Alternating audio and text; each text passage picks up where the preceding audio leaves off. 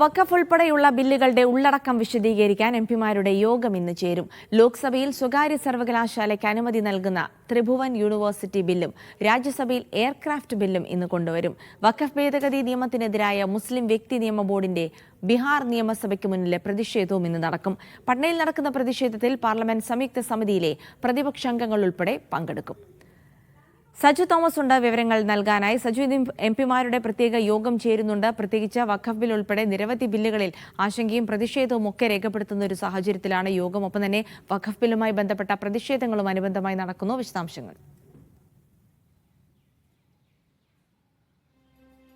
ജിൽസി, അത് എന്തായാലും ഇന്നിപ്പോൾ പാർലമെന്റിൽ എംപിമാരുടെ ഒരു പ്രത്യേക യോഗം കേന്ദ്ര സർക്കാർ വിളിച്ചിരിക്കുകയാണ്. ഈ സെഷനിൽ തന്നെ വഖഫ് അടക്കമുള്ള ചില ബില്ലുകൾ, നിർണായകമായിട്ടുള്ള ചില ബില്ലുകൾ നടപ്പിലാക്കുമെന്ന് നേരത്തെ തന്നെ അഭ്യൂഹങ്ങൾ പരന്നിരുന്നു. അതിന്റെ അടിസ്ഥാനത്തിലാണ് ഇപ്പോൾ യോഗം വിളിച്ചിരിക്കുന്നത്. സ്വാഭാവികമായിട്ട് നമുക്ക് എംപിമാരിൽ നിന്ന് ലഭിക്കുന്ന വിവരങ്ങളനുസരിച്ച്, അതായത് ഈ നിയമ ഭേദഗതിയുമായിട്ടൊക്കെ ബന്ധപ്പെട്ട് എന്താണ് പുതിയ തരത്തിലുള്ള ഭേദഗതിയുമായി ബന്ധപ്പെട്ട് എന്തൊക്കെയാണ് ഇതിലുള്ള വിശദീകരണം എന്നുള്ളത് എംപിമാരോട് വിശദീകരിക്കാൻ വേണ്ടിയാണ് ഇത്തരത്തിലുള്ള ഒരു യോഗം വിളിച്ചിരിക്കുന്നത്. രാവിലെ 9:30-ക്കും 10:00-ക്കും ഇടയിലാണ് ഈ യോഗം നടക്കുന്നത്.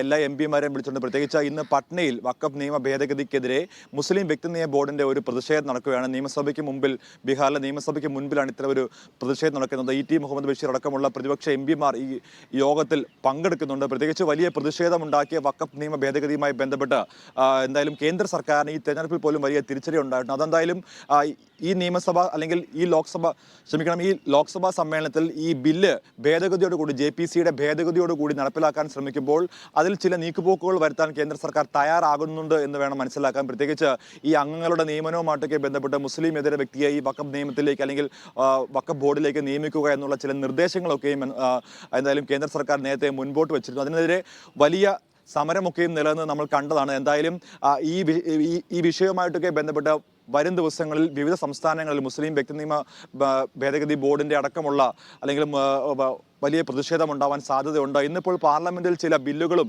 വരുന്നുണ്ട്. പ്രത്യേകിച്ച് ത്രിഭുവൻ യൂണിവേഴ്സിറ്റിയുമായിട്ടൊക്കെ ബന്ധപ്പെട്ടുള്ള ഒരു ബില്ല് ഇന്ന് ലോക്സഭയിൽ അവതരിപ്പിക്കുന്നുണ്ട്. അതുപോലെ തന്നെ എയർക്രാഫ്റ്റ് ബില്ല് രാജ്യസഭയിലും അവതരിപ്പിക്കുന്നുണ്ട്. അത്തരത്തിൽ വിവിധ ബില്ലുകൾ ഇന്നിപ്പോൾ ലോക്സഭയിലും രാജ്യസഭയിലും വരുന്നത്. അതിൽ ഏറ്റവും പ്രധാനപ്പെട്ട ഒരു കാര്യമെന്ന് പറയുന്നത് ഇന്നിപ്പോൾ നടക്കാൻ പോകുന്ന ഈ ഒരു പ്രത്യേക യോഗമാണ്.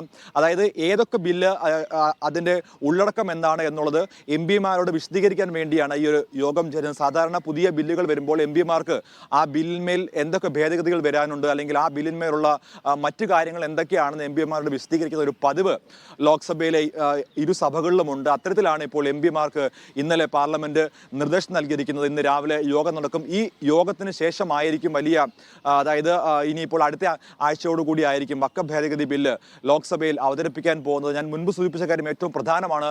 വഖഫ് നിയമ ഭേദഗതിക്കെതിരെ വലിയ പ്രതിഷേധങ്ങൾ രാജ്യത്തിന്റെ ഉടനീളം ഉണ്ടായിട്ടുണ്ട്. ഇന്ന് പട്നയിൽ നടക്കുന്ന പ്രതിഷേധ സമ്മേളനത്തിൽ അല്ലെങ്കിൽ പ്രതിഷേധത്തിലും എന്തായാലും കോൺഗ്രസ്, അതുപോലെ LJP, RJD അടക്കമുള്ള മറ്റ് പ്രതിപക്ഷ പാർട്ടികളും ക്ഷണിച്ചിട്ടുണ്ട്. എന്തായാലും കേന്ദ്ര സർക്കാരിന് വലിയ തിരിച്ചടിയായി മാറിയ വഖഫ് ഭേദഗതി നിയമത്തിനെതിരെ വലിയ പ്രതിഷേധം ഇനിയും ഉണ്ടാകാൻ തന്നെയാണ് സാധ്യത. അത് പാർലമെന്റിലും ഇന്നിപ്പോൾ ചർച്ചയാകുകയാണ്. പ്രത്യേകിച്ച് ചില എംപിമാർ അടക്കമുള്ളവർ അവരിതിൽ പങ്കെടുക്കില്ല എന്ന് തന്നെ വ്യക്തമാക്കിയിട്ടുണ്ട്. എന്തായാലും ഇന്നത്തെ പ്രതിഷേധത്തിനൊക്കെ തൊട്ട് പിന്നാലെ ഈ നീക്കവുമായി കേന്ദ്ര സർക്കാർ മുൻപോട്ട് പോകുമ്പോൾ വഖഫ് ഭേദഗതി നിയമവുമായി ബന്ധപ്പെട്ട് തങ്ങൾ പിന്നോട്ടില്ല എന്ന് കേന്ദ്ര സർക്കാർ ഇപ്പോൾ വ്യക്തമാക്കുകയാണ്. ജിൽസി.